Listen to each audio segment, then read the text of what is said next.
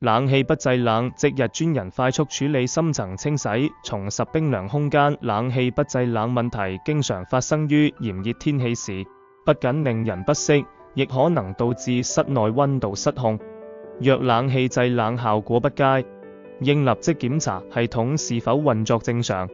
冼冷氣通提供即日上門冷氣檢查及深層清洗服務，迅速為你恢復冰涼空間。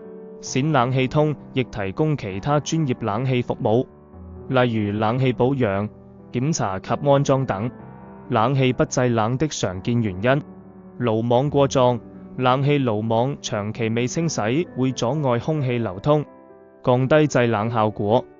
冷媒不足，冷媒雪種洩漏是常見問題，會導致冷氣無法正常製冷。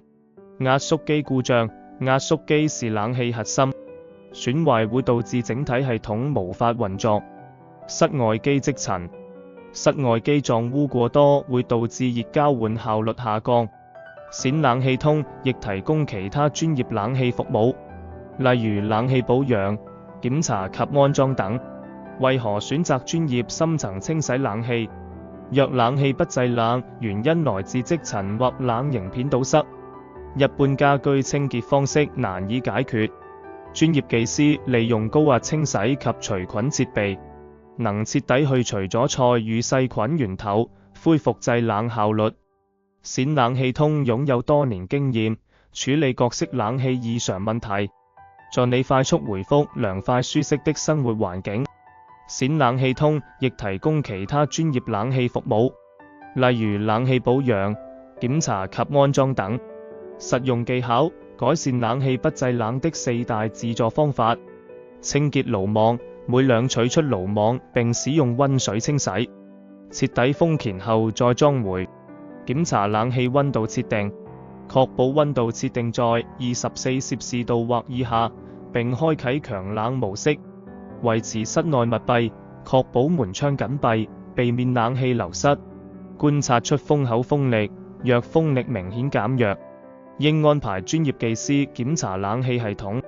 冼冷氣通亦提供其他專業冷氣服務，例如冷氣保養、檢查及安裝等。冷氣不製冷常見問題 FAQ： 為何冷氣突然不冷？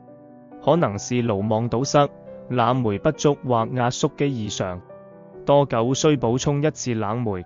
一般正常使用不需定期補充，除非有冷媒洩漏情況。可以自己清洗冷氣嗎？簡單清潔如爐網可以自行進行，但深層清洗建議交由專業處理。冷氣清洗多久一次較佳？建議每半年進行一次深層清洗，特別是在轉季或使用頻繁時。